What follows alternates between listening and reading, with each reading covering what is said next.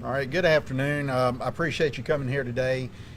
Today's conference pretty much is to talk about a significant seizure of marijuana, certainly in guns and cash, that were destined for the streets of Mobile off the DIP Parkway area. I think it's important, certainly you see it, but I think what's important to note is that the Mobile Police Department Narcotics and Vice Unit executed the search warrant at conclusion of an investigation in the 2100 block of North Gammon Circle, subsequently seizing 154 pounds of high-grade marijuana, 4 weapons, $71,000 in U.S. currency, and a vehicle. I believe there were 8 individuals that were subsequently arrested as a result of the investigation, certainly the search warrant. It was a phenomenal job by our Narcotics and Vice Unit, certainly for all of those that participated. And out of the 8, I believe 6 will be charged with trafficking marijuana. If I may take a little liberty, you know, a lot of people say, well, marijuana is a non-offensive drug or non-intrusive drug, it's non-violent drug. But if you'll take a look, once again, it always presents itself in a violent manner. This contraband was set to go to the streets of Mobile. Ultimately, a lot of it probably in the hands of children. And the men and women of this department said with me that they would not tolerate this type of criminal behavior. And I couldn't be more proud today of the men and women and the work that has gone in to what you see here today. I'm going to step up just a minute. I know you don't have the microphone, but I want to show you something. I think it's important to note that when they say marijuana is not a significant drug,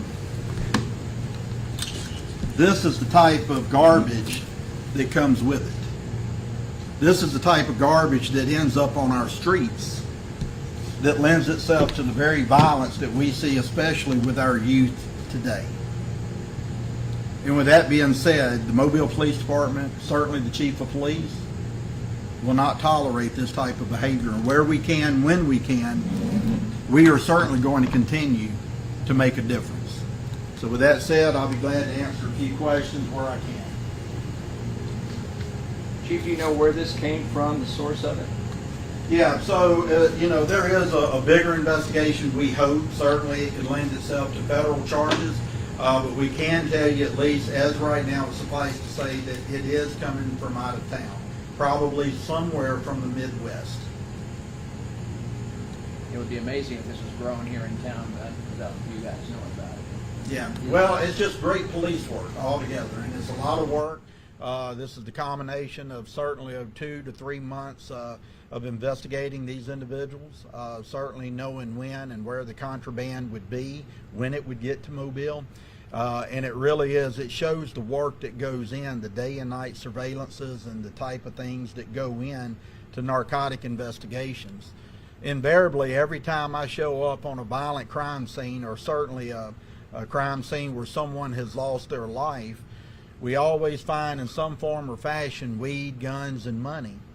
And they go hand in hand. And unfortunately, the young people in our community participate in this, sometimes to no real training of their own, or real mentorship of their own, or parenting of their own, and they end up, unfortunately, dead. And this right here is what you see lends itself to that. And again, I couldn't be more pleased. This is a significant buzz, certainly for the Mobile Police Department as a local agency. Certainly because as a municipal agency, we're restricted by resources, we're restricted certainly by manpower, and to take this type of bust off the street really is a testament to the hard work that's going on within the 4 walls of the police department. How many guns and how much ammo did you say? Yeah, so I believe there were at least 4 weapons that were taking, and the PIO can certainly get with you on the number count of the ammunition. Overall, and I know it's impossible to know exactly because some of these guns are testing, but how big a dent do you think you put in marijuana trafficking in the city of Mobile, at least for now? Well, Darren, you know, let me say this. That is a phenomenal question, because there's really no way to measure that. You know, certainly our federal partners, the DEA, may have some type of idea with that. My argument is this is a significant blow to this particular crime organization in the DIP area around Gammon Circle. But as a whole, probably little to none. All right, well, listen, thank you for the opportunity to speak with you about this today. Certainly take your pictures, and if you have questions subsequent to the interview, feel free to reach out to Ms. Frazier. Thank you. Have a good evening.